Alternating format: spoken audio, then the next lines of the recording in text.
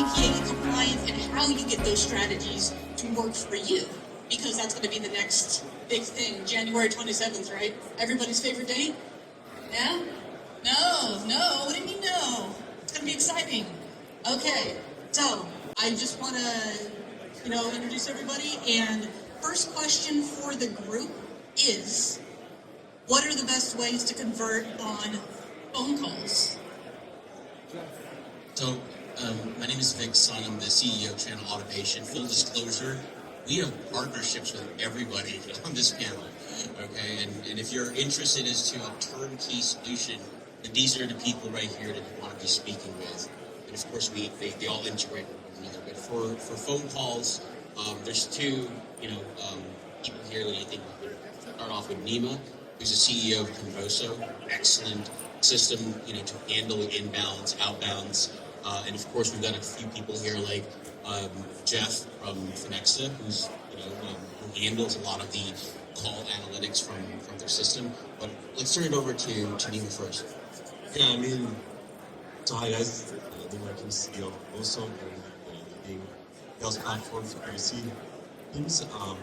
We've been doing this for a very, very long time, and I would say, many years ago, the strategy was blasting away and making a lot of calls would work, right? Just dial away, blast the calls, and you get good people on the phone. Well, that no longer works.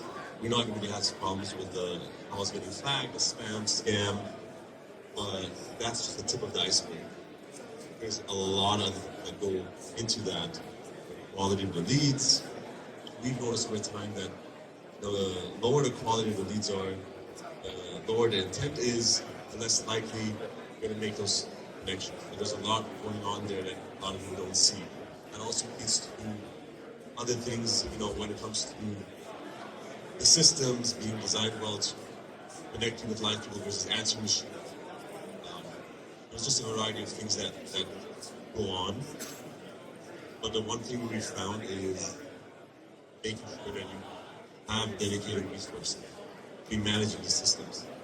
It blows my mind how many companies don't have dedicated resources to be able to handle the systems, maximize the output that you're getting from your marketing campaigns, from your call campaigns. So there's a lot that goes behind it. How do I follow up with those, or how do they follow up if I don't get the one-to-one consent? But let's say worst case scenario, you're not getting the one-to-one consent. You forwarded a call, the call's there getting to the lead buyer. What are those strategies that you've seen companies do during the phone calls?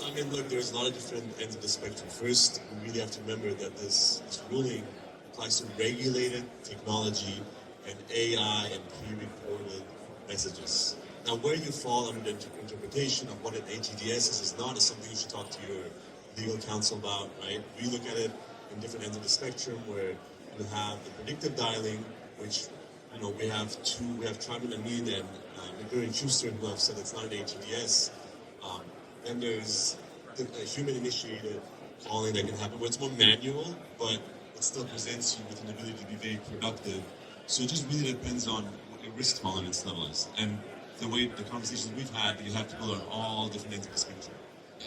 So I think ideally what you want to do is to make sure that when you're creating the user journeys and you want the lead buyers to keep buying, right, you've got to think past the sale of the lead or the phone call, right? You've got to go and think, well, what if they don't convert? Because this is a percentage that undoubtedly they're going to be judging the calls for.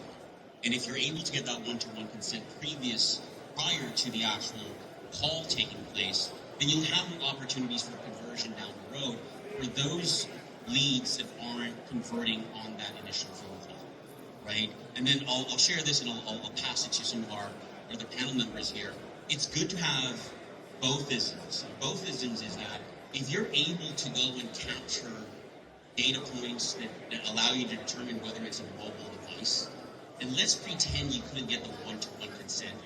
This is as simple as creating technology or using technology that powers where you could have the agents manually send them a link via email or text. It's one button, or maybe in this case they're manually crafting that. Then they can get the one-to-one consent during the phone call so that during that particular process of conversion or non-conversion, you're kind of having a safeguard that you're able to have that company continue to follow it down. Does that make sense for everybody? right? Because a lot of people are like, hey, here's the phone calls.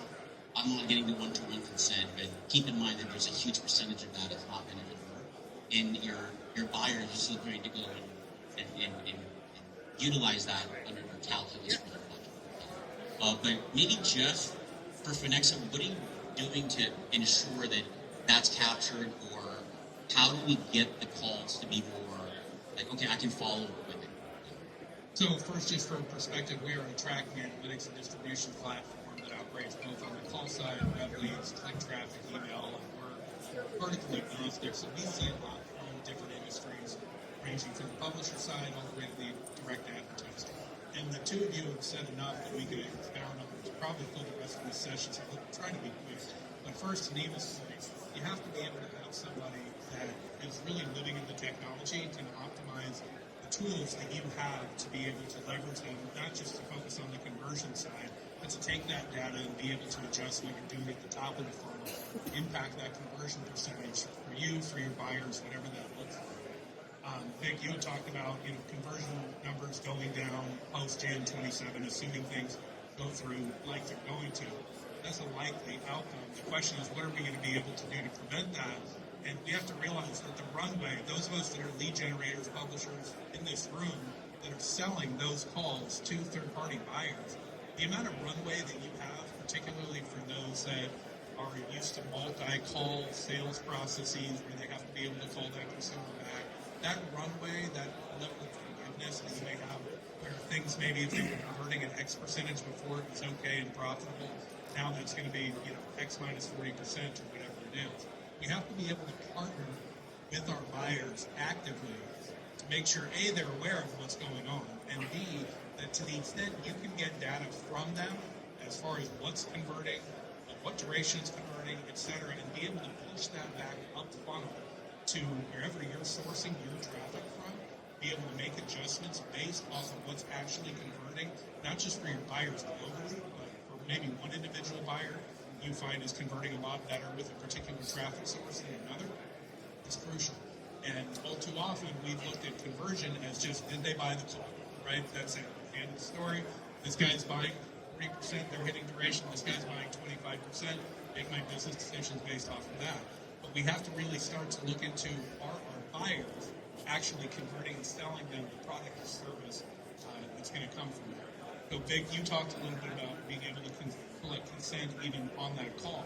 I've talked to a couple of high-volume lead generators and call generators that are customers of ours that are trying to take steps to see what they can do to have their buyers that are less sophisticated from a tech stack perspective be able to assist them by firing automated emails, for example, once the call hits duration on that buyer's behalf, that the call center agent is now trained to direct that consumer to then collect consent and go to a brand demand system. So this Jan 27 deadline is going to do a lot of things to the industry, but one thing it will do, undoubtedly, is going to get a lot of us that are on the lead gen side, on the call generation side, to work more closely with our buyers, which I think is a good thing for the industry.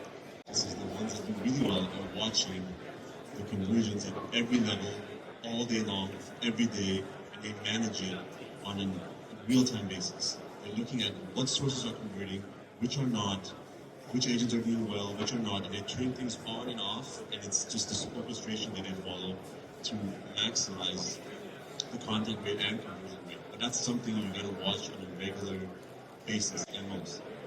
One simple tip I could give to the publishers, because we work with a lot of publishers and lead sellers, and they don't get turned off as much as the ones that don't have these strategies in place. So on those buttons where you have on your phones or your websites, like we have technology where the AI will build it, so the dynamic numbers will change based on the locality of the person. But you can always have that deep link into a pop-up prior to the execution of the phone call.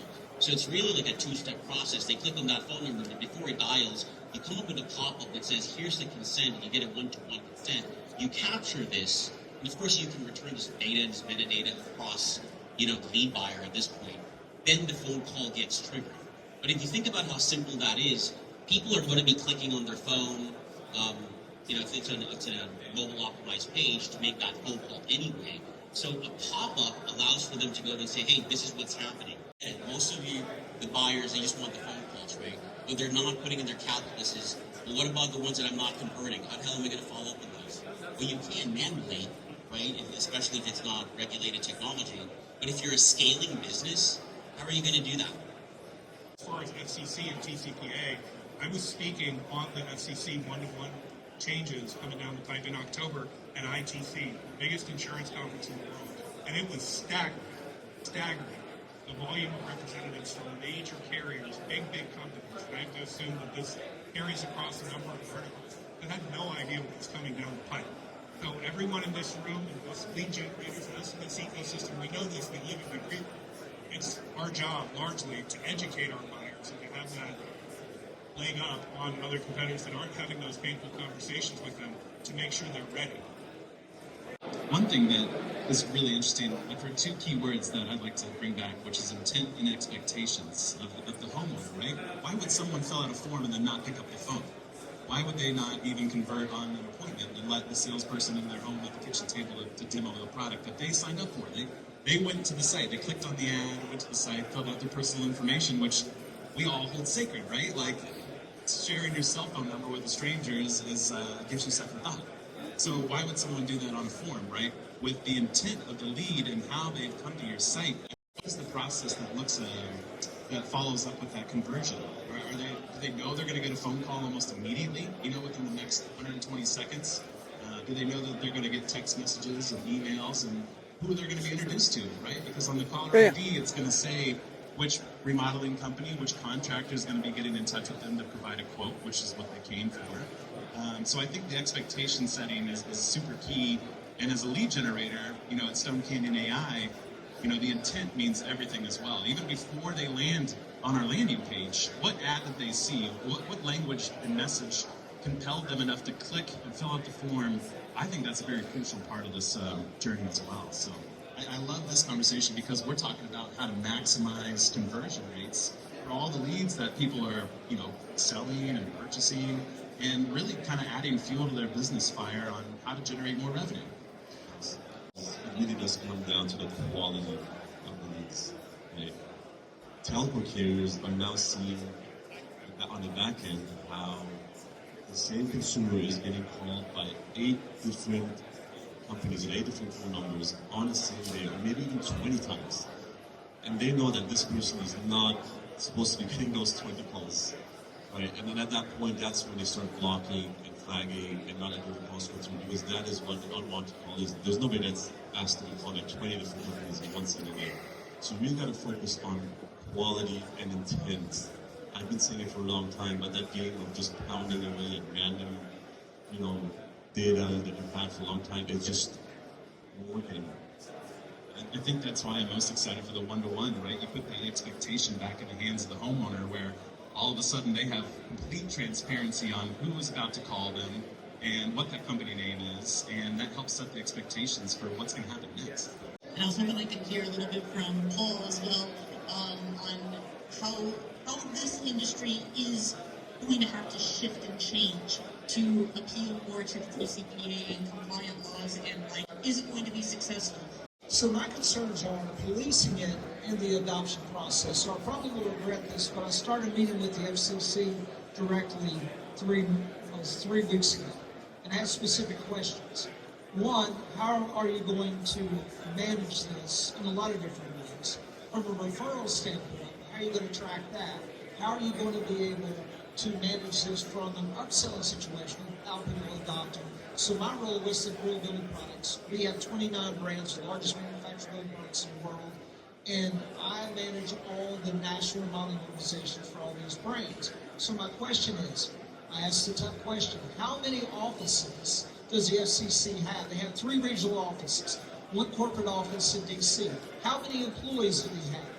1,382 employees. Are they going to add any additional staff? The answer is no.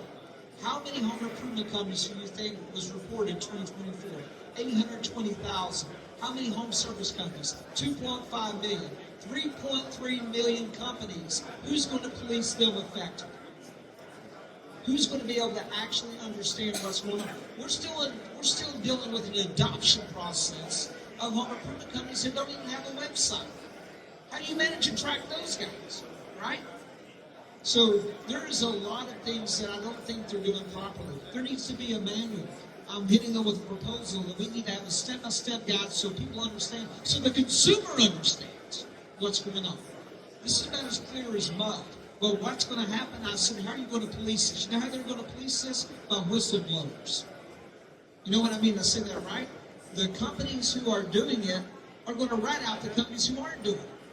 So we have an opportunity, the way I look at it, in a positive way, to go and educate that market, to get them up to levels so they can survive. Because if we don't take that position, our industry is going to suffer. AI really didn't exist in our industry for like 3 years ago. So I've been bringing that into the building products industry.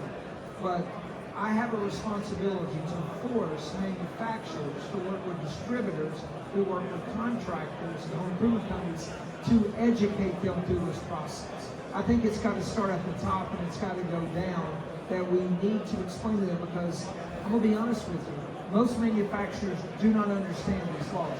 Most distributors don't understand these laws, but these are the people who are dealing with the home improvement companies who we can make this process more successful. So I think we have to take all the things they're talking about, but we have to give more education through all areas of the chain. Hey again, it's Casey Arias. I wanted to thank you so much for watching what we recorded of the panel. There's going to be some upcoming clips that are going to be uploaded to our YouTube channel, so make sure to subscribe. And for the people who did join us onto that panel, thank you so much for participating. It was a great discussion, and we hope to collaborate again with you soon. You can check the description below if you want to learn a little bit more about the people who are on this panel, and thank you very much for joining.